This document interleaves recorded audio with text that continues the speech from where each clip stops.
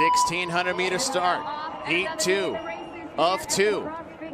4 laps around the track. In red, your overall leader after 3 events, Tia-Clair Toomey, has won the CrossFit Games 6 times in a row. Took out last year to start a family. Beautiful baby girl with her husband Shane. Back in competition this year. Just behind her is Aimee Cringle, who's also second on the leaderboard by just 15 points. Right above Tia Toomey to her left in the yellow shorts is Paige Semenza, who finds herself in the top 10, 9th overall. Yeah, Paige Semenza, one of those athletes that has showed up to the CrossFit Games several times. She's a veteran. Not often in the spotlight, but someone who has a rich history in steady performances and also field sports. Sports on the rink, hockey player, right? She's used to changing direction. She's doing a lot of different things. She's got a diverse capacity for energy systems. And that screams athlete, and that's what we're out here. It's track and field. It's called that for a reason. Just to the left of Tia Toomey in red is Haley Adams in the black and gray. Haley Adams took off last year. Focus on herself. Get things back together. Has been a consummate star at these CrossFit Games. She's a fan favorite for a reason. We watched her come up through the teen rankings chase. She had been the fittest on earth as a teenager and then stepped in and had immediate success in the division with the grown women that we see on the field now. And as she's grown into herself, she took that year off. And now she's back, having a great time. She's happy, she's healthy, and clearly she came to compete. You got a front leading pack of 6 athletes. Tia Toomey, Haley Adams, Aimee Cringle, Heidi Canyon, Aimee Cringle. The unique thing about us seeing the 1,600 meters go down at the CrossFit Games is this is the first time that we've really tested anything with the semblance of a 1-mile time trial, and it's a benchmark of sorts within any fitness modality. But you can recall the moments in your growing up, Chase, elementary school, junior high, high school. You went out and you ran 4 a mile laps around the track. That's right, and it was either a part of PE curriculum or maybe even something for fun if you had a unique group of friends that were willing to suffer that long with you. Also in this lead pack of 6 is Bethany Flores, who had a 2nd place finish to start the weekend yesterday, which involved a 3.5-mile run and an 800-meter swim. Paige Semenza in between the lead pack and the chase pack. Coming up on our 2nd lap, halfway through. A little bit slower pace than we saw in the first heat. Of course, the first heat thought it was 3 laps, not 4. And even as we watch these ladies really settle into their pace here, beginning lap number 3, we notice differences in cadence. Tia-Clair Toomey with a bit of a higher cycle rate with her feet, the shorter, the choppier steps, making contact with the ground directly underneath her. Haley, a little bit of an elongated stride. You notice her shoulders bouncing side to side just a touch more.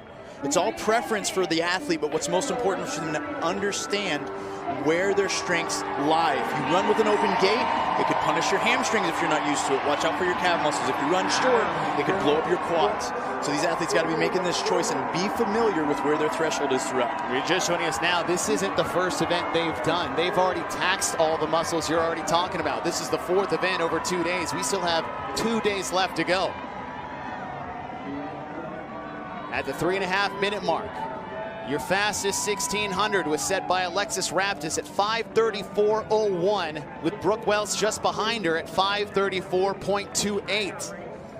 Haley Adams and Tia Toomey, shoulder to shoulder. We saw the same thing in the Northeast semifinal in event 1. Aimee Cringle just behind them. Aimee Cringle to the right. Bethany Flores is still there. Heidi Canyon just got dropped from the pack. You make that reference. This pack selection is a really important thing. You're either chasing or being chased. You're most concerned with the athletes in front of you if you're not the leader. And then if they break that band, if they break the tension of their lead and can pull away, then you're only concerned with keeping the lead of someone behind you. There's a huge test in psychology, even the way that these ladies structure themselves amongst one another through the race. Final lap. Time beats 5:34. That was Alexis Raptis. Coming into the home stretch. 2nd straightaway before we get to the end. Haley Adams trying to hold off Tia Toomey. Aimee Cringle, the rookie, is hanging strong with 2 of the fittest women to ever walk the earth. Still head-to-head, these two. Haley's got to be forcing herself to make a choice now. Is she going to try to make the move and cut Tia off and minimize the distance she has to travel, or will she try to beat her on the outside, which is a greater distance to travel?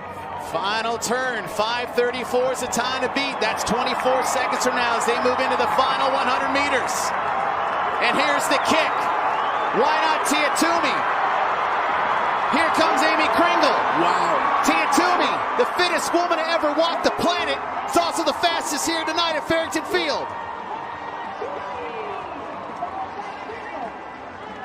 And she beats the time set by Alexis Raptis by 4 seconds. Aimee Cringle at a 5:30, that'll do it as well. Haley Adams 5:33. So your top three in this heat are the top three in this 1600 meter between both teams. Danielle Brandon, Emma Lawson, Maddie Sturts cross the finish line. Just approaching the 6-minute mark. Part 2 will start in 6 minutes. It's a 2-scored event. And as athletes are laboring across the finish line, Tia Toomey gets an ice pack to cool off. It's a hot summer night here in Texas. It's cooler than I expected.